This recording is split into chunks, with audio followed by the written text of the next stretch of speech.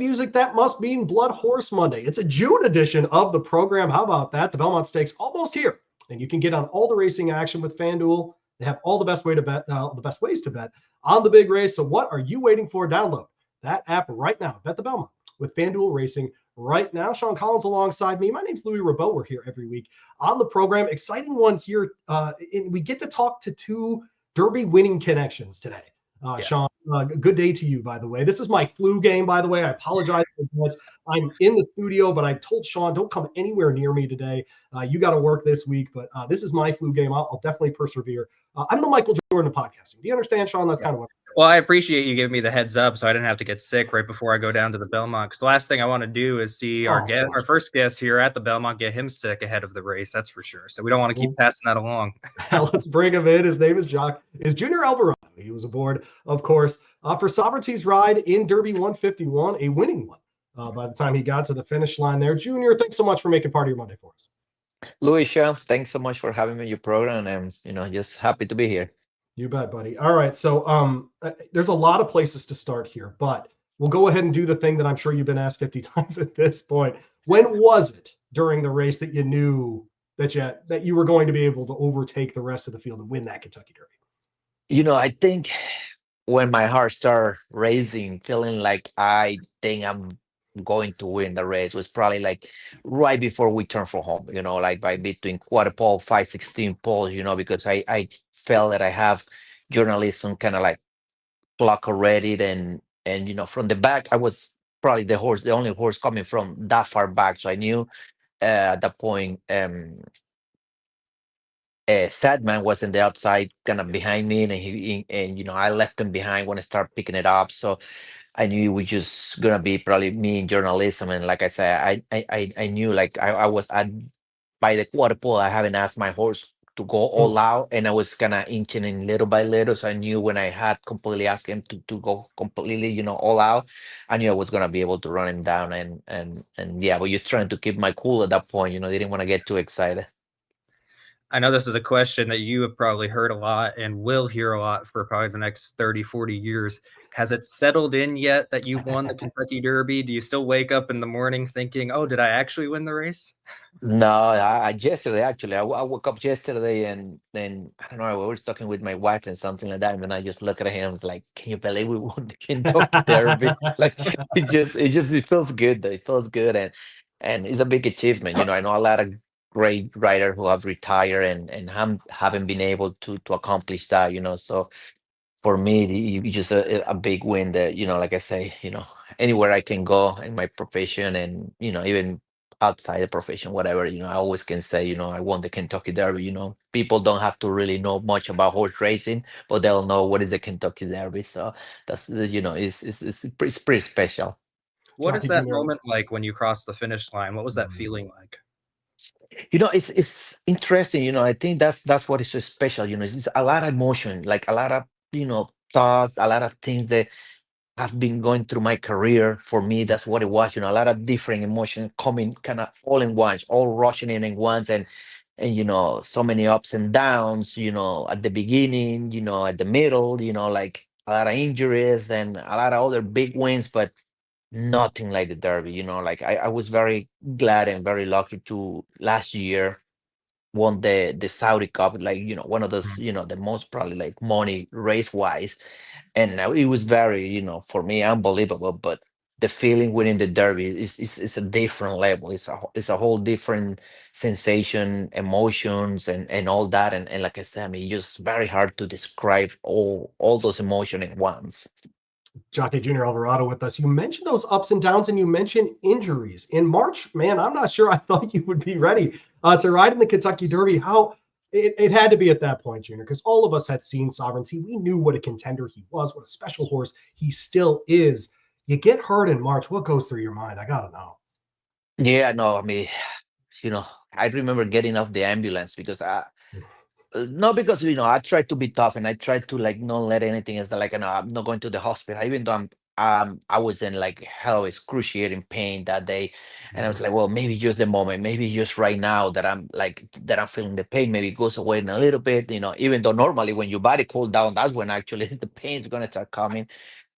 But I was just trying because I knew I was like 1 week away from the Florida Derby, and after that I knew it was gonna be the Derby. And got to the hospital, got diagnosed with a broken scapula. Told asked the doctor. They say, you'll probably, will heal between, 5 to 6 a week. I was like, my gosh, I cannot be real. Then I asked him, listen, is there anything I can do? Is there anything you can help me with? Can you put anything there to numb that area? Like, he said, like, I can do none of that, But that's just me, just trying somehow to get something to happen for me to be able to ride in the Florida Derby, and of course to the Derby. And yeah, I mean, I was like completely crushed, I remember, I had start calling a couple doctors that I knew here from New York that have seen me before for other injuries, and trying to get their opinion and asking them, how long, and they say, well, I got the doctor who normally sees me here in New York, and the next day he says to me, like, actually I'm right here and close to golf train, like, if you want to come stop by and see me real quick, and I can kind of check you out a little bit. I have the same injury when I was growing up, so I knew a little bit about it. And he says to me, like, listen, if you do everything how you're supposed to do, probably it's gonna take you 3 to 5 weeks for you to come back. Everybody's different. Some other heal faster than other. I saw a little bit of a light right there at the end of the tunnel, and I said, well, I'm gonna hang into that, and I will have. I told him, listen, I have to come back before the Derby. I have to come back before the Derby because I cannot miss this Derby. This is the horse that I've been waiting for so many years, been riding for 20 years.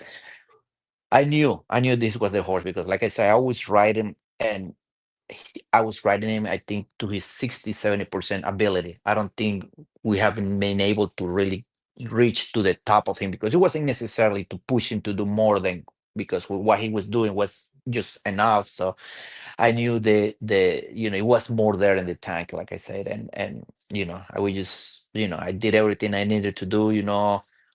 Went through a little bit of a pain between the healing process, but that was the doctor says, like, doctors, he told me, like, listen, most of the people will tell you don't move your arm. I'm gonna tell you the opposite. Keep it moving. It's gonna hurt, but keep it moving. You have to keep that moving, moving, moving. The moment you stop moving it and you wait for a week and a half without moving it, then it's gonna take you even longer to recover. It's like, just depending how much pain you can handle, keep your arm moving, and don't let it lose the mobility. So that's what I did, and like I said, I was glad that in 3 weeks and a couple days I was able to be back in the saddle in Kinnelon. I know you mentioned in the press conference after you won the Derby that when you did get injured, you'd gotten a phone call from Belmont pretty much right away, kind of telling you that if you're back healthy, you still have the mount on Sovereignty. How relaxing was that feeling, knowing that no matter what happened in the Florida Derby, that you were not going to lose the mount for the Kentucky Derby? It's just definitely, like, I think that's what it pushed me to get there the way that I did, because I think mentally I have that release. I didn't have the pressures, like, is the horse gonna win? Is gonna keep he's gonna Franco maybe ride him back or no? I have none of that. So I only knew that was just about me. It's like, as long as I get back on time, I'll get back on the horse. And believe me, like, it's very hard to see that in our sport. Normally somebody else get to ride the horse get to win, he gets to keep it. And for Billy Mott to have the confidence and give me the big support, it really meant a lot to me. And like I say, even though I was rushing it, but I was making sure I was doing everything right, because I knew I needed to be 100% and being able to compete at the highest level going into the Derby. And like I said, I needed even to win before the Derby week, because I needed to show them that, listen, I'm back. I'm just not rushing everything. I'm like, I mean, I did rush, but I feel 100% to be riding back again, and I want to make sure they didn't feel hesitating, like questioning if I was 100% or if I was just lying just to get to the Derby. So I had a lot to prove. So, and like I say, I did all that, and I think got up there, was giving me a little help, and he helped me out big time. Junior Alvarado with us. We've seen some quotes recently from Belmont, who you just mentioned, about going to the Preakness, and that decision was made pretty quickly not to go. And Junior, I want to set aside the decision. That's a Godolphin decision. That's a Belmont, decision, whatever. For you personally, before and after the race, after you see what journalism did in that race, but before it, was any part of you disappointed you didn't head to Baltimore with Sovereignty? Well, I wouldn't say no disappointment. Like for me, my big goal was win the Derby. Once I win the Derby, it was great. A few days later, a couple days, they haven't still decided if the horse was gonna run or not. I kind of had a feeling that he probably was gonna skip, just knowing how Billy Moore likes to work his horses. Then I'm just like in my mind, I'm just having like, and I can have a triple crown. Like, can you imagine like me like winning a triple crown race and like having that achievement in my career? That would be like, oh my goodness. I mean, I couldn't even think that could be even possible. And yes, when they decide, I wouldn't call it disappointed. I was like, like, kind of like, okay, I'm probably gonna miss this chance this year. Hopefully there will be other years where hopefully I can be able to get a triple crown. But no, I 100%, was back at the respect that decision. And like I said, the way that Mr. Mo work, he says like, I'd rather have a horse running in a long time than just rather than 6 weeks, keeping a horse just for 6 weeks. And he's a great horseman, Hall of Fame, and yeah, I mean, you just had to stay behind that decision too. Now, journalism obviously was the favorite going into the Derby. You beat him that day. He comes back with that dramatic win in the Preakness. With all the attention that he gets in the Preakness, do you feel like that takes any kind of pressure or any bit of the target off of your back here in the Belmont? The fact that you've been kind of on the sidelines for 5 weeks and he was just there 3 weeks ago. Do you think that'll help you at all? I think it does. That's the same way I saw it going into the Derby. Going into the Derby, everybody's journalism, journalism, journalism. Meanwhile, I'm thinking like I got a few interviews before the race, and I'm like, listen, my horse hasn't even run to his all potential yet. We have never pushing him. Now we're actually training him a little bit more going into the Derby, and he's like showing that he's handled that extra mile that we're asking from him. And like I say, it's completely fine with me. I don't mind. Like I said, we'll do it again like we did it in the Derby. Sovereignty, I put him on top in my Derby selections, and a big part of it, Junior, is how he's built. He's just built for that classic distance. When you're aboard him, do you just feel him just wanting more and more distance? And frankly, if this were at the old Belmont Park, would you feel even more confident going into Saturday? Yeah, I mean, I think if we were going into the mile and a half at Belmont, I mean, I wouldn't be in disbelief if this horse would be overnight to 5. Yeah. I mean, he should be like almost as easy peasy as you can get. You have to run the races, of course, but if the race was mile and a half, I was like, oh boy, everybody's in trouble right now. He'll go that mile and a half easy by them, but I think still mile and a quarter at Saratoga, he ran pretty good the first time he ran there, even though it was 6 furlong race. It was still a very good first time effort for him, and he's been training there, so I'm very as confident as I was going into the Derby. It looks like Rodriguez might be potentially the controlling speed in this race. Does that give you any concern, or does the pace not really matter for him to make his closing kick? I always say, speed is dangerous no matter what. Doesn't matter. You let even a horse with maybe not as much class, you let them walk the dog, they'll That's keep right. going. That's how it is. And but that's the thing with my horse, I haven't been worried at all about pace wise or anything like that, because I know he'll just come. He'll just, when I ask him, he'll be there for me, and then he just keep coming at him. I don't think the pace really matter. He will just go after the horse. I'm guessing, there goes low. I'll be somewhere closer in the pace, and like I say, I'll pull the plug a little early if I have to, knowing that we're going slow, and he will be there for me. And like I said, like those kind of distance, he just doesn't get tired. He keep running his way, and he's keep wearing his enemy down. That's what he does. Junior Alvarado with us. We'll get you out of here in a couple questions, Junior. But with him especially, do you, as a jockey, love that this Belmont features the other 2 top 3 finishers in that Kentucky Derby? It features a horse in Rodriguez who ran the fastest Wood Memorial in 10 years. Just a really quality field there in the Belmont. Or would you prefer a little softer field? What's your thought process here? Or do you like the challenge of a journalism coming back? Yeah, I mean, like I said, I've been so trusting in my horse, and you know, of course, you know, if it could be easier, I'd rather that. You know, not gonna lie, you know, yeah, the easier the better. But you know, I just think, you know, he already beat those horses, and I think I don't I don't expect him to jump big number. You know, just if he comes back the same horse that I had in the in the Kentucky Derby, you know, he's gonna be the horse to beat clearly. And like I said, I mean, I just think I'm sitting in a good rock. My horse being rested for, you know, like, you know, 4 weeks, and you know, I just think it's a matter of time. You know, I just really can't wait for Saturday, and hopefully, you know, he keeps showing the he's the top 3-year-old. I think we all, as racing fans, were really looking at this, hoping to maybe have the beginning of a budding rivalry between sovereignty and journalism. Obviously, you got the better of him in the first meeting, but is there any sense of that rivalry for you as a jockey? Is there any bit of, even if I can't win, if I could at least beat him? Anything like that you feel a little extra? I need to make sure that I beat journalism. You know, yeah, it's kind of building up on me, you know, because you know I seen the comments and I see a lot of people writing down like, oh, you see what journalism did in the Preakness, and he's gonna come back and he's gonna beat sovereignty and blah blah and all that, and it's definitely, you know, I'm not gonna say getting to me, but I was like, man, I have to make sure I'm at 100% of my game, because I need to finish in front of this horse no matter what, just to let people know that my horse is better than journalism. And you know, at the same time, it's all good. You know, I think it's very good for the sport. They have a rivalry like this, and you know, so people can look forward, and I just think, you know, it's just very exciting. You know, I mean, for me as a jockey, I always like that. I'm very competitive, so I'm definitely looking forward. You're heading up to Saratoga soon.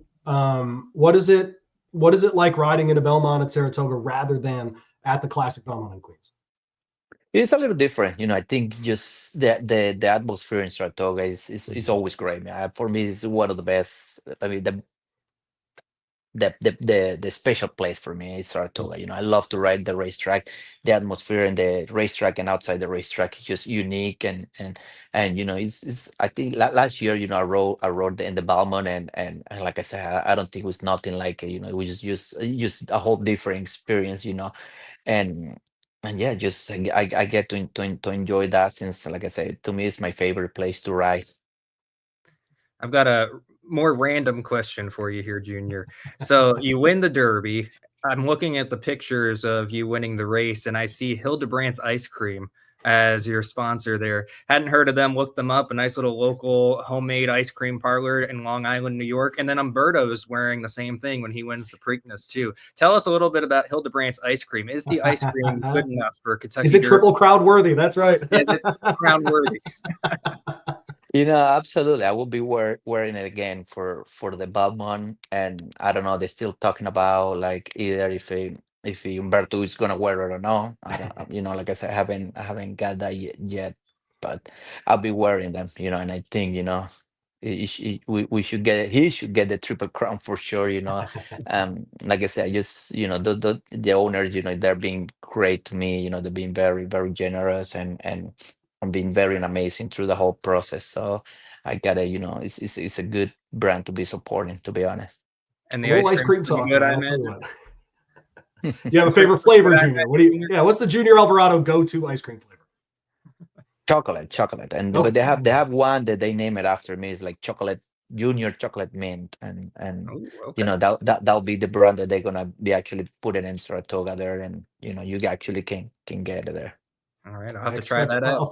I was gonna say I expect a full report next week, Sean. He's Junior Alvarado. He'll be aboard Sovereignty on Saturday in the Belmont. Junior safe trips all week, buddy. And please don't be a stranger. Come back and visit us. No, absolutely. Thanks so much again for having me, and yeah, I mean, I did enjoy the time with you guys.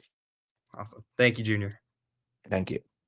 All right, thanks to Junior Alvarado for joining us there. A little ice cream talk to close that one up. Sean, are you a chocolate ice cream guy? I mean, that's really the important question. I am, and I think he said that mint's involved with that too. So that's right up my alley. If they have that stand at Saratoga, like you mentioned, I'm definitely gonna have to try Yeah, I that got to out. try that out. I'm gonna have to have that, like you mentioned. I'm gonna have to have that full report on the show on Monday. lots of interesting things to react to with him when he knew he could, ask Sovereignty to really go.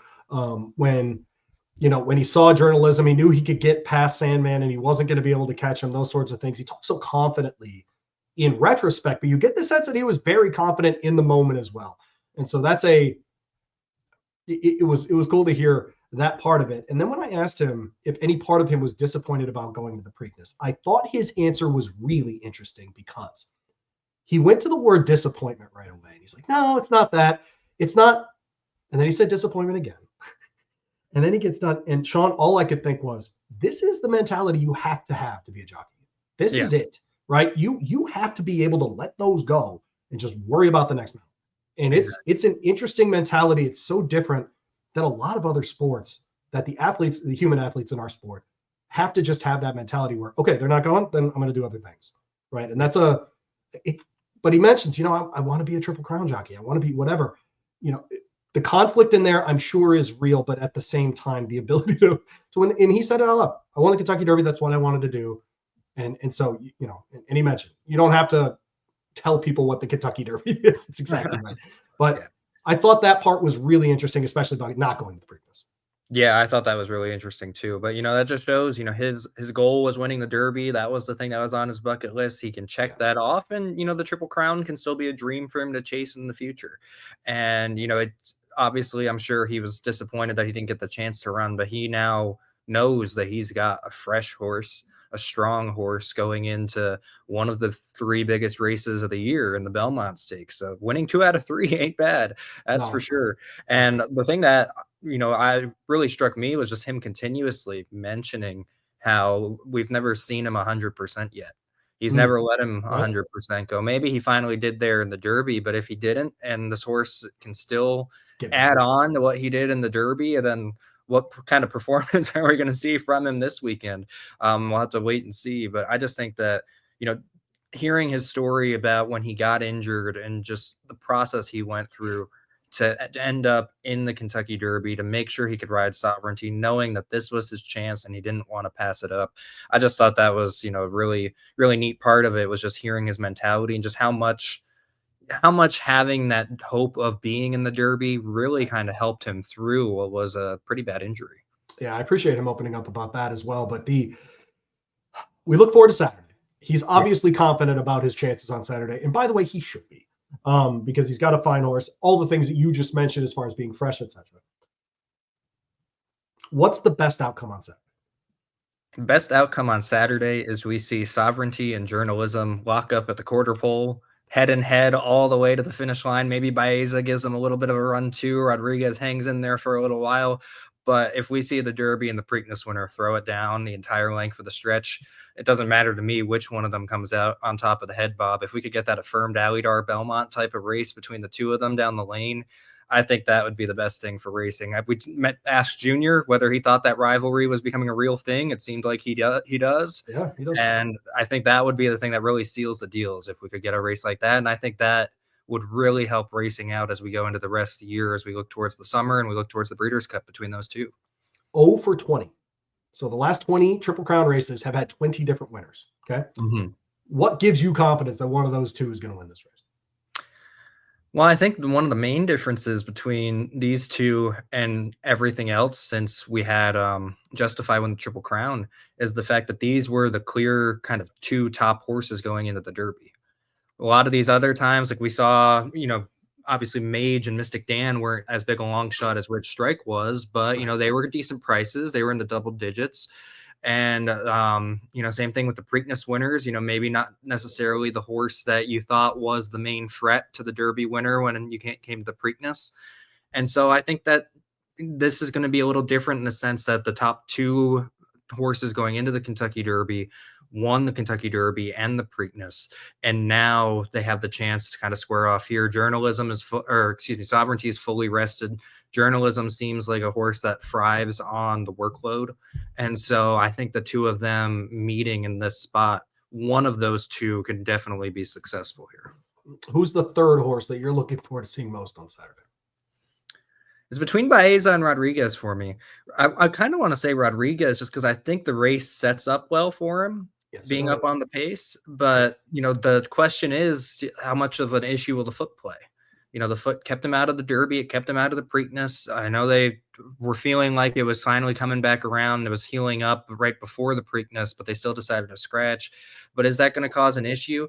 And, Baeza is just such a good horse. And I think a smaller field will really see what he's made of here. And I know journalism got him in the Santa Anita Derby despite getting a rough trip himself.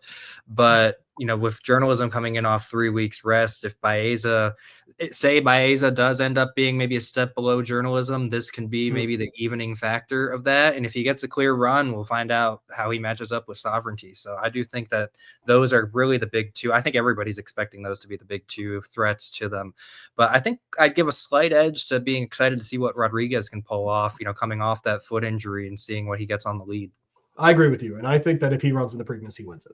I think he's got the lead, and I think that Gosper can't catch him. I think that all of the trouble journalism's in. I think he just gets outside, he runs away with it, and I think he's done.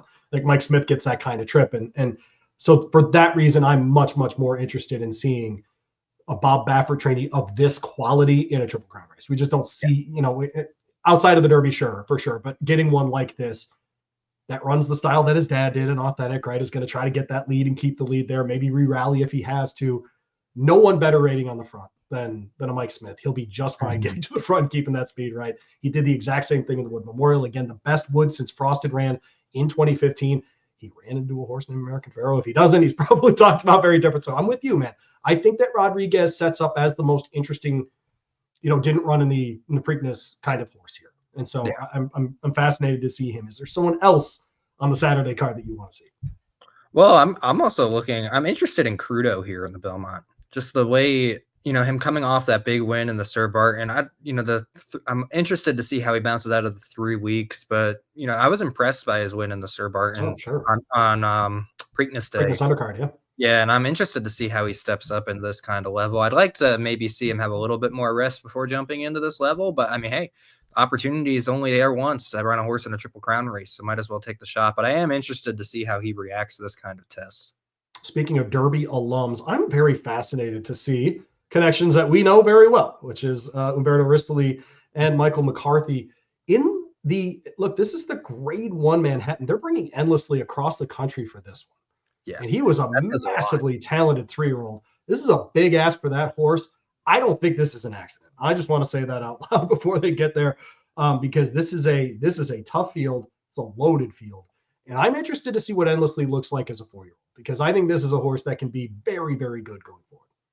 Well, I think it's interesting with him too, is that, he's come back off his layoff. He's had 1 or 2 starts off his layoff. He hasn't won yet, but they're still choosing to ship him all the way out here.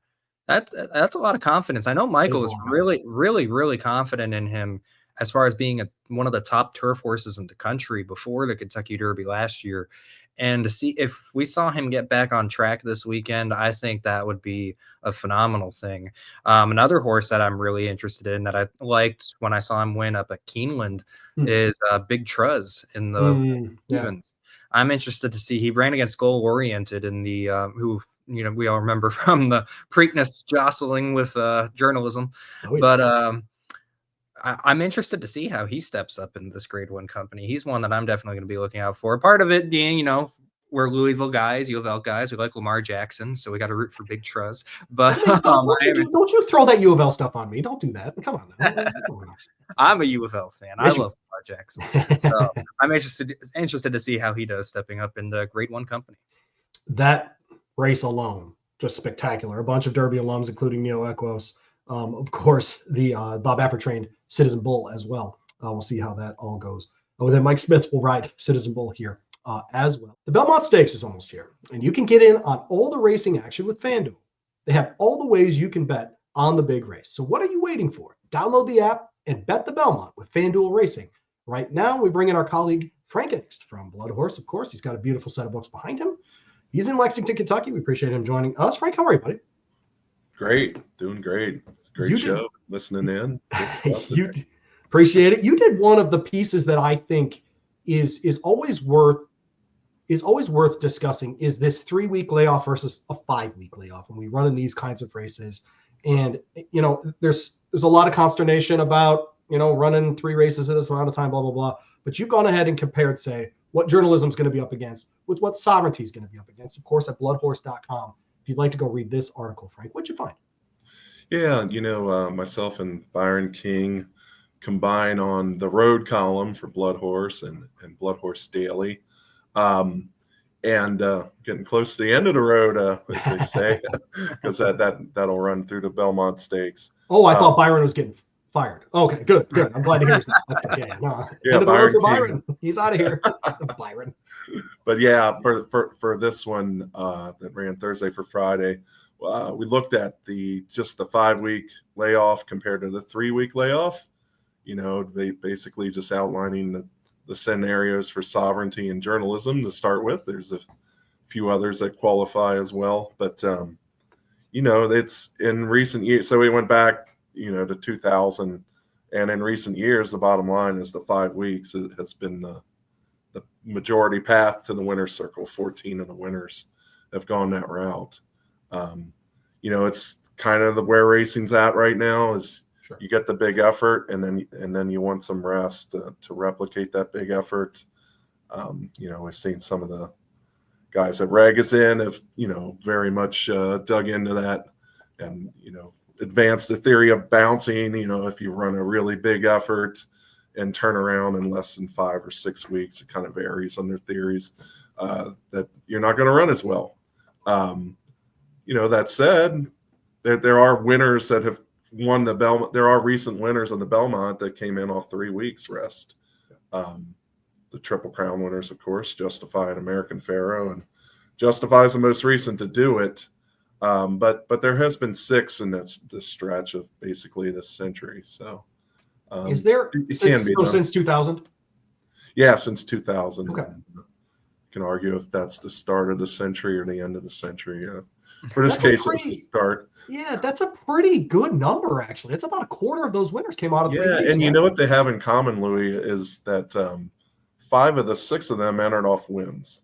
And the other one was a close second. So if you run well 3 weeks out, and most of them came in off the Preakness, the other 2 came in off the Sir Barton, and both of them were long shot winners of the Belmont, Sarava and Datara. They took that route. Yep, that's right. And I think if you don't run your very best effort 3 weeks ago, I think you're fine. If it's not super taxing. So if I was journalism's corner, I think you could very much take the position that he didn't really get to do his run until very late in the race. He finally got out. And yes, for what he was doing throughout would be tough for a lot of horses, but I think he was well within himself to do what he did, and then he just kind of had the big finish. Other people might look at it and say, oh, that big finish was very taxing. It's however you want to look at it. But, I think they at least have reason to believe that he perhaps can build on that or sustain off of that. Do you look at all when it comes to, the 3 weeks versus the 5 weeks, just in recent years, how it's less common for horses to come back if they did run the Derby and the Preakness, if they don't win both of them, for them to come back in the Belmont, where maybe it's just we're not always getting the best horse coming back in off 3 weeks like we might be getting with journalism? Yeah, I didn't take a look at the failure rate or how many horses have even tried to do it.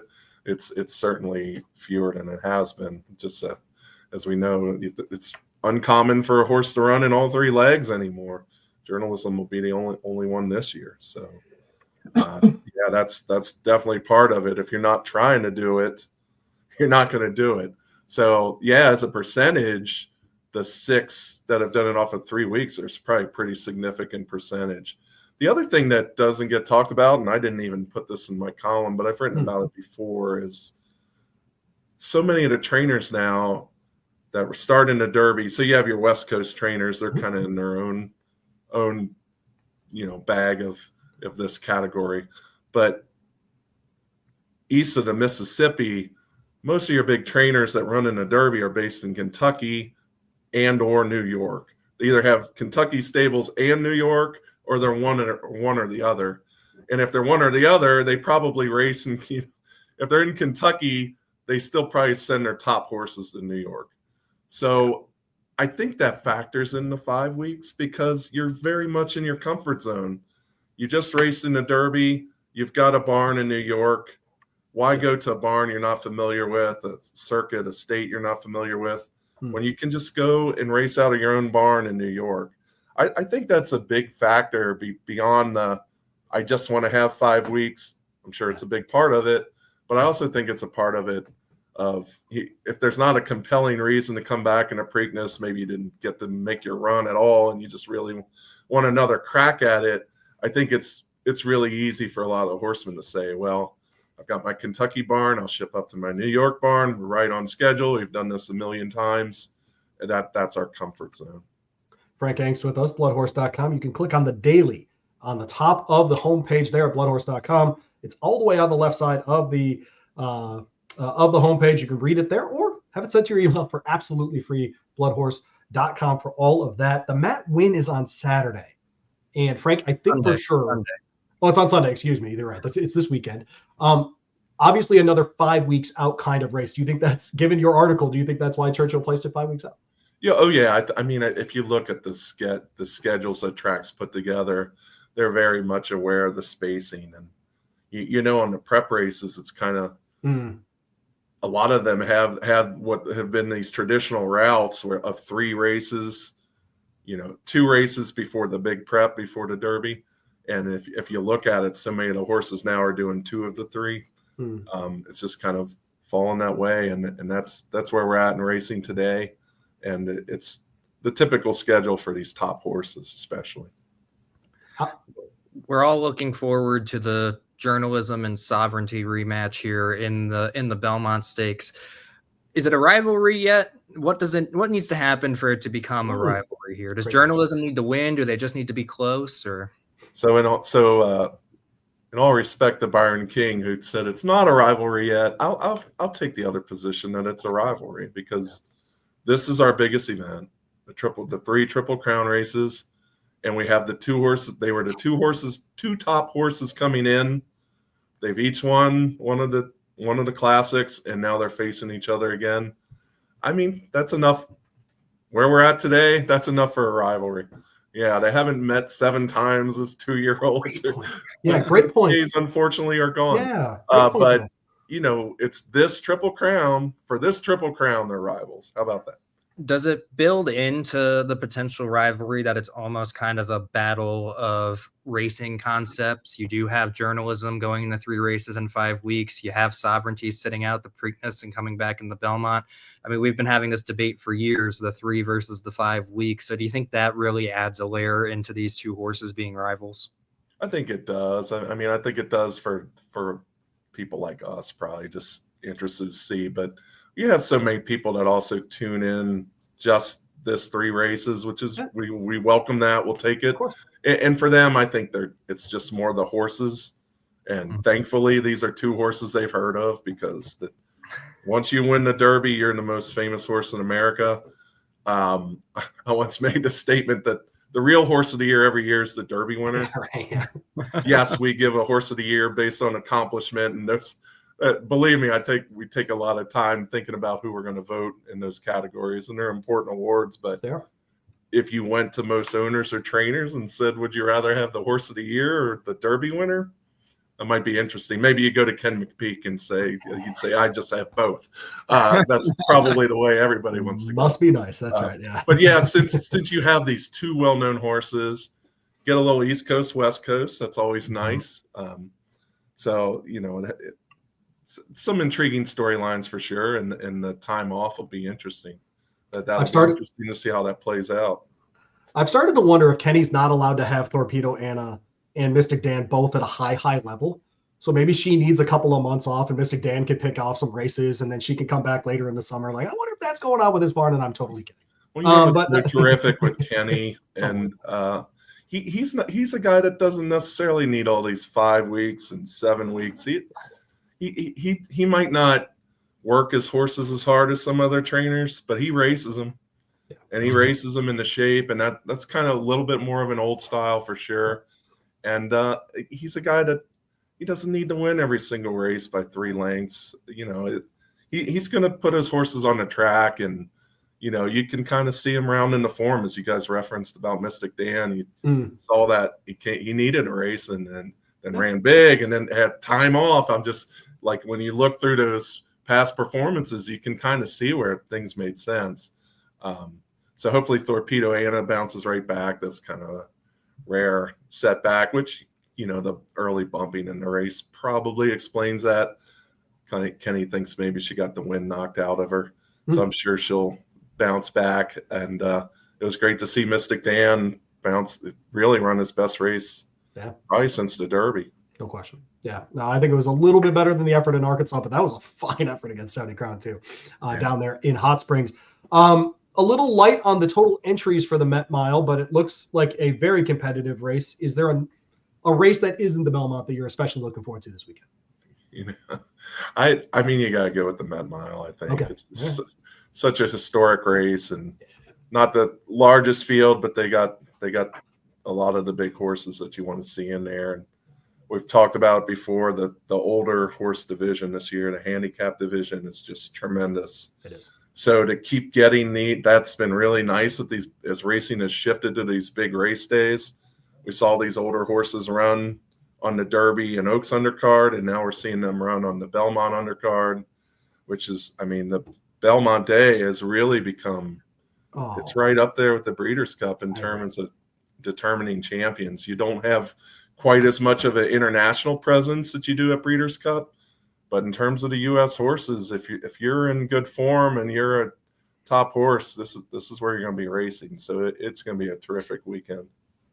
When we look back on Belmonts at Saratoga, what will we say?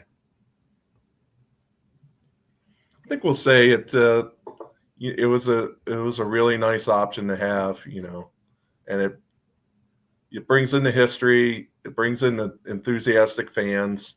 You have enthusiastic fans at Belmont too. Yeah. Sure. But it was just that it was a chance to promote Saratoga as well, which we all get in terms, if you're into the sport already, but if you're just watching those three races, you might not know about Saratoga. That's fair. So I think that's been good for the sport too, to promote that. I love Belmont Park though. Yeah. And I can't wait for it to go back there. We want to be in New York. We want the sport to be in South Florida. We want the sport to be in Southern California. Yep. Those are, of course, our ongoing stories, but we very much seen some positives in Southern California and the new things they're trying. Saw some positives with the governor step in Florida, keep South Florida going. It's important for racing to be in America's biggest cities. I totally agree. He's Frank Angst, again, bloodhorse.com to find him and all of the good work they're doing over there. Get the daily at the top of the home screen there on the left side. Email to you. No cost to you. Get your day started with BloodHorse. Good app too. Be sure to download the app. You don't even have. People might hear a PDF. What? It's 2025. Yeah, if all you want is the app, all the stories come in there. That's a good point. And, I'm heading to Saratoga tomorrow. We're gonna have a terrific crew up there. A lot of good stories already scheduled, and obviously we'll be previewing all the graded stakes, recapping all the graded stakes. We'll be blowing it out as usual. Videos, stories, photos, everything you can want. Well, Frank, we appreciate you very much, buddy. Safe travels. We'll see you next week. And do you have a pick for the Belmont? Golly. You leaning? I think I have to go with Sovereignty. Okay. All right. Okay. I think that's fair enough. There you go. Sovereignty off 5 weeks. He did all the research, people. All right, Frank, we appreciate you, buddy. We'll talk to you next. Thanks, guys. All right, there you go. Frank Angst. He did the research, Sean. I'm not going to argue with you. Yeah, you can't argue with the research. That's what the research comes up with. But thanks to Frank, he brings up an interesting point, too, about what it takes to win off of 3 weeks. And it's one of my thoughts about the Triple Crown is that it takes really special horses and really special trainers to do it, right? And so it's just a nice reminder, too, even when we talk about winning in the Preakness, winning in the Belmont, or winning off of 3 weeks like those two that were on the undercard on the Preakness that he mentioned in the Belmont, it takes a very special horse to do those things. But that's frankly what we're hoping for, at least competition-wise, Sean, as you pointed out, with journalism, right? That he's just going to be able to do this for 5 weeks, maybe take a little bit of time off. We'll see him back, say in, I don't know, back at before the Traverse or something, but back at Saratoga if he likes the track. By the way, is there any chance we get up to Saratoga, the old graveyard champ, or favorite, excuse me? And this just doesn't go how we just don't know how crazy this is about to be. Is there any chance? Wow, probably, yeah. American Pharaoh lost there, bro. Well, I know that's the interesting part of this, it being the graveyard of champions. I know you corrected yourself there and said graveyard of favorites. I always prefer graveyard of champions. That was how I learned it growing Grew up. up on Pennsylvania. Yep. And I mean, hey, maybe we find out that whoever doesn't win the Belmont's going to end up being the 3-year-old champion, because champions can't win at Saratoga. So that's bad news for Preakness in the Met Mile. I know it worked out for him in the Travers last year, but he's the 2-year-old champion. So we'll see if it gets him this year. But one horse I heard this about last year was Sierra Leone. He just didn't like Saratoga. And Kenny McPeak just said after Mystik Dan won the Blame this past weekend that he just doesn't think that he really liked the track last year during the Belmont. They're probably not going to send him up there for races like the Whitney and the Jockey Club Gold Cup. It can be a track that, you know, is not into every horse's liking for whatever reason. There's certain horses that love it. There's certain horses that don't. The good news for Sovereignty is he's already run over the surface. He didn't win over it, but he did debut over it last year. And he's been there for 5 weeks, bro. I mean, like, they brought him up right away.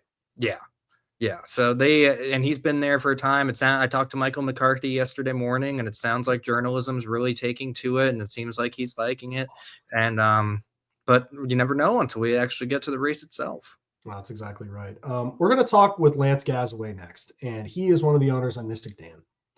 And it is rare that we get to have these moments in our sport, Sean, just because oftentimes we see the Derby winner just not race it for, or you know, just doesn't have success after his 4-year-old year, but gets back. You just mentioned him to win there in the Blame. And I mentioned, Lance, you know this. You know, you talked to Michael McCarthy yesterday. Sometimes there are people that just don't return your text in horse racing, and I'm sure every industry is a bit like this. Lance always gets back to me, and he's just a spectacular guy. And I think people will really enjoy this interview. He's a very grounded horse owner, understands the game really well. And so here is our conversation with Mystik Dan, Lance Gasaway.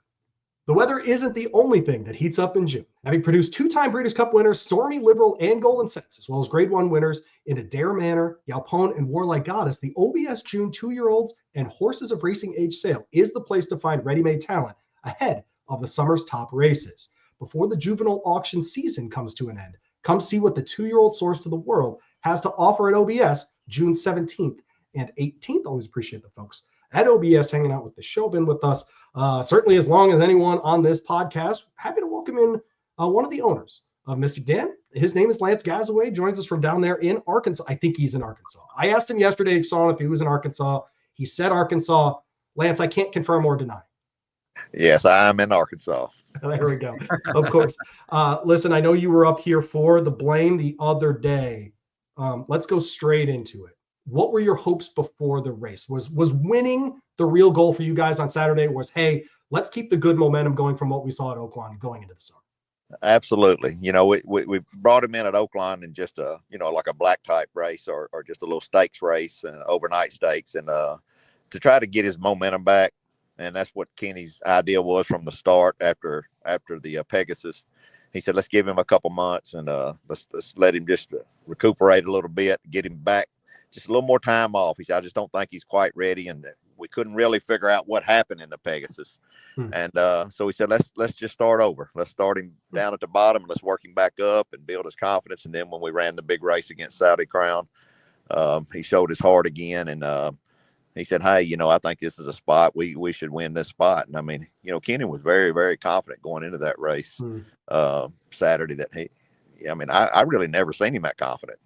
But he, you know, even in the paddock, I mean, he told Brian, he said, hey, you got plenty of horse. He said, just, you know, sit in the pocket and make you move when you get ready. And exactly what he did.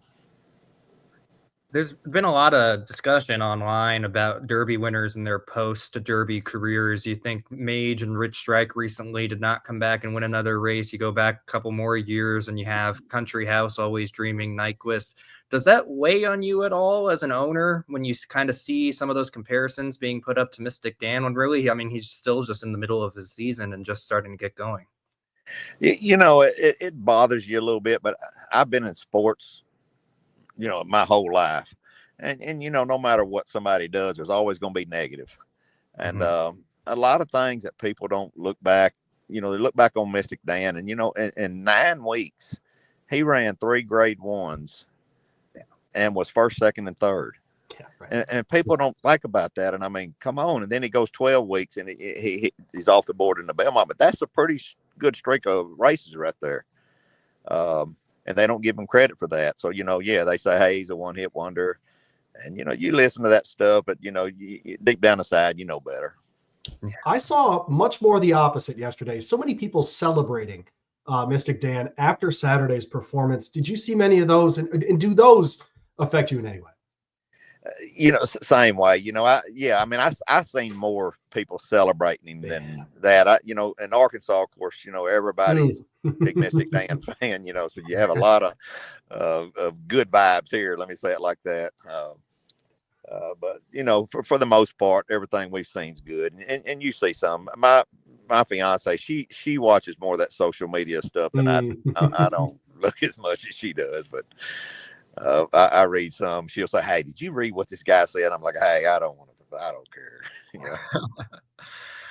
Well, he's the winner of the 150th Kentucky Derby, which is a pretty special moment. He's the first horse to win the Kentucky Derby and then come back and win another race at Churchill Downs since Silver Charm in 1998. And the move that Brian made was almost the exact same that he did in the Derby. Was that just kind of bringing it all together for you guys, kind of reliving that moment for you?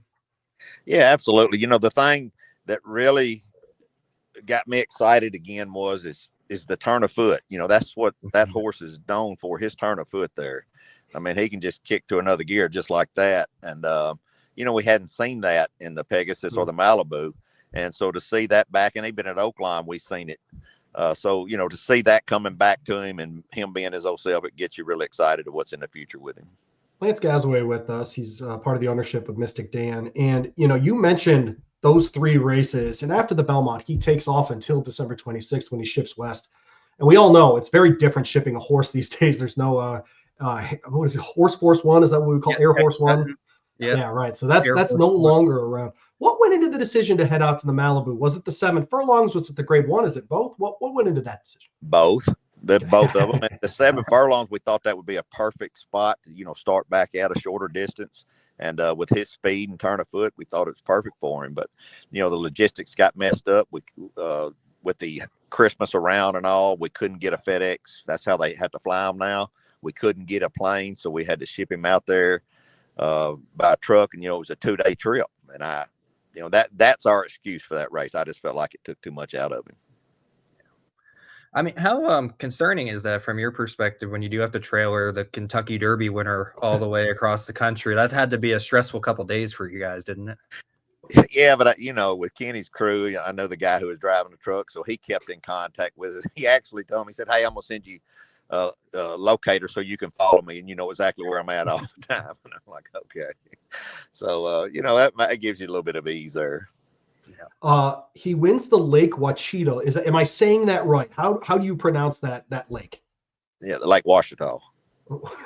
Yeah. Can you say that again? That's the most Arkansas thing I've ever heard. I love it. Say it again. Lake Ouachita. I love it. That's fantastic. Have you been to Lake Ouachita? I gotta ask now. Oh yeah. Oh, of course. There it is. Okay, yeah, of course. These Arkansas things that I simply don't know. He goes head to head with Saudi Crown. And that race is run at a shorter distance than a mile and an eighth. Do you think moving forward you're going to keep trying to run a mile and an eighth, or do you think a mile might be long term sort of what he wants to do, or is this a Kenny McPeak training and he might do both? So I'm kind of, I don't know, maybe you guys are thinking the same thing, that maybe, okay, hey, this is a miler. And I had a talk with Kenny that because I'm with, his dad, Golden Sense, of course, was a miler. Yep. And so Kenny and I had a long talk before we ran in the blame here. And I said, Kenny, do you think this horse is would be better at a mile if we just put our attention there and quit trying to go further? And he said, no.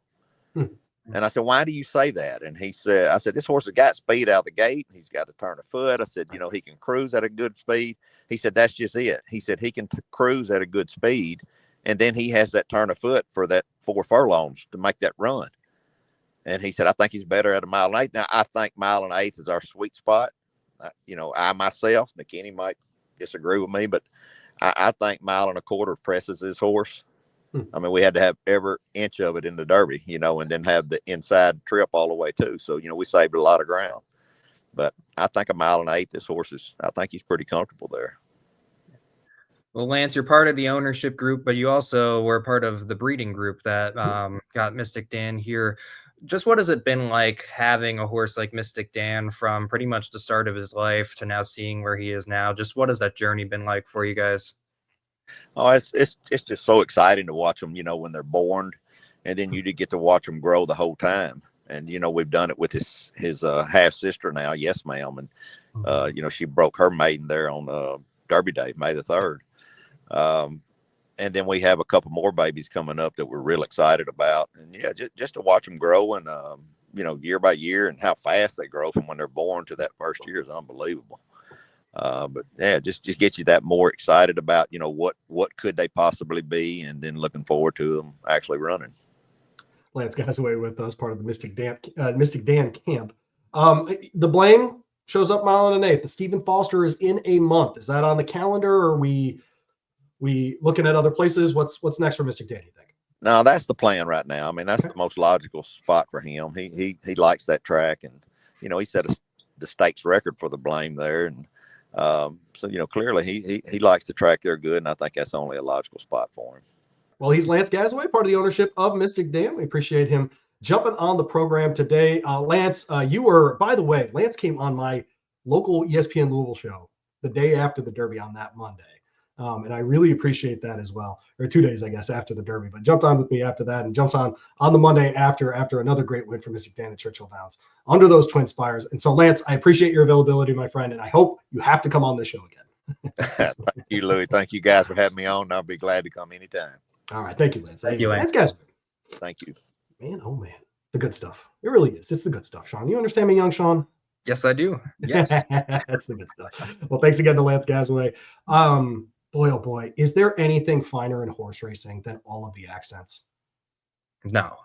Between Junior Alvarado and Lance Gasaway, what a beautiful display of all of the accents of horse racing. I love it. That's fantastic. Well, that's the beauty of this sport. It brings people from all over the world, right, all different types of walks of life. It brings them all together, and we're all just in the grandstand cheering for the horses. That's exactly right. Well, man, that Arkansas it's so Arkansas. I love it so much. So thank you, Lance. Look, Sean, you're a Derby head. It's okay to say you love it. You were there Saturday. Mystik Dan cuts the corner again. Did you freak out a little? I did, yes. I usually, I take videos of pretty much every race, every stakes race that I go to, and usually I stay nice and silent all the way to the wire. I couldn't help but cheer him home a little bit as they were coming up to the end, so you can hear me on my video cheering for him. But it's so nice to see a Derby winner come back so strong and put together a race like that. For me personally, I always felt like I was a curse for Kentucky Derby winners. They were, before Mystik Dan won, and not including American Pharaoh, anytime I saw a Kentucky Derby winner after they won the Kentucky Derby, they were 0 for 16. There it is. With Sean the Collins exception, curse. the exception of Mandaloon, but he hadn't been officially declared the Derby winner yet, and he had finished second. So. Wait. Does that mean the 17th time you watched a Derby winner, he won? Well, not if you count. You're done, Sean. You're done. It's over for you, son. It's over. Weren't consecutive. It was nope. Consecutive, because Chrome was before Pharaoh. So I know the number 17 is cursed. I have enough ways to argue out of the 17 on you're this done, one. Son. No, you're done. No, but it took the Triple Crown winner to break the curse before. American Pharaoh won all 3 times that I saw him. So I was glad to finally see a Derby winner win a race after the Derby He was kind of okay, that American Pharaoh. That's exactly right. Well, thanks again to Lance Gasaway. By the way, he points out something really important. He set the freaking stakes record. Yeah. Right? I mean, that's a 30-year-old race. This is a horse that likes Churchill a lot. He's 4 years old. They're figuring it out. If anyone's going to take a horse from being like, what's going on here, to winning again, it's Kenny McPeak. And I got to say, doing this show, something I've learned about the very best of owners and of, like the Godolphins of the world or whatever else. Mm-hmm. There's such an emphasis on, we're going to do our part of this. Lance talks about the breeding and those things. But hey, Kenny, is he a mile or a mile and an eighth? Mile and an eighth. Okay, do it. Like okay, you're Kenny McPeak. I'm going to go with it. And there's something about that we hear on this show over and over. Those kinds of relationships. We heard Junior earlier in the show call him Billy Mott, which, by the way, I need that. Like, I need a tattoo that says Billy Mott. But anyway, just that connection, the connection, but also the trust. It takes an incredible amount in horse racing because there's so many moving parts. And so it's cool to hear, I don't want to say over and over, but in different ways from different people that they have the same approach to it, if that makes sense. Exactly. Yeah. The trainers are the ones that know the horse. They're the ones that, are with them every day, can see the differences in how they act day to day, how they're coming into one race versus another. So to be able to trust the trainer's judgment and trust his call and not, come up with an idea in your own mind that's different and hold the trainer to that idea. That's an important part of it. And this year, we've seen where that success has been in place. You saw journalism where, they wanted to go on to the Preakness, but they waited for Michael McCarthy to be on board with that. And the same thing when they're pointing him to the Belmont. You saw that when it came to sovereignty, skipping the Preakness and going to the Belmont. Just having that, the faith in the trainer to make the right choice by the horse. That's an important piece of it. And that's something that definitely helped out with Mystik Dan here. Kenny McPeak, he talked about in the winner's circle how he realized after the Pegasus, it was better to just stop and then kind of restart and step ladder him back up the ranks. And I look at that as, even though he ran in December and January, I kind of put that off on its own. And I look at this now as his new form cycle. I agree. And second race off the layoff, he wins. And now he's probably looking at another top performance, if not a better performance, when it comes to the Stephen Foster. 0% fluke back to back. We're talking Equibase figures north of 100 in both. I mean, this is a serious contender for good racing this summer. Thanks again to Lance Gasaway. Thanks for bringing the Arkansas to the show. All right, another thanks to Junior Alvarado, Lance Gasaway, and of course our colleague Frank Angst here at BloodHorse. Of course, we always encourage you to get the magazine. So go ahead and check out BloodHorse magazine. There will be a QR code at the bottom of the screen if you happen to be watching on YouTube, which all of you do apparently. I had no idea. All of you are on YouTube. I love it. But if you're on Spotify, you can find this as well. But it's BloodHorse magazine once a month to your house. Beautiful photos will make your coffee table look unbelievable. So get in with our friends at BloodHorse magazine. The photography crew, undefeated, Sean. It's just a beautiful, beautiful piece of work. And certainly all of those stories that those of us who follow sport year round love and love and love. So get in with BloodHorse magazine that way. Safe travels, young Sean, up there to Saratoga. I'll be stuck here with the flu. We'll talk to you next week here on BloodHorse Monday. The BloodHorse is dedicated to the improvement of thoroughbred breeding and racing for over 100 years. Don't forget to like, subscribe, and save BloodHorse Monday on all your platforms. For the latest news, analysis, and insights, visit us at bloodhorse.com. Thanks for listening, and we'll see you next week.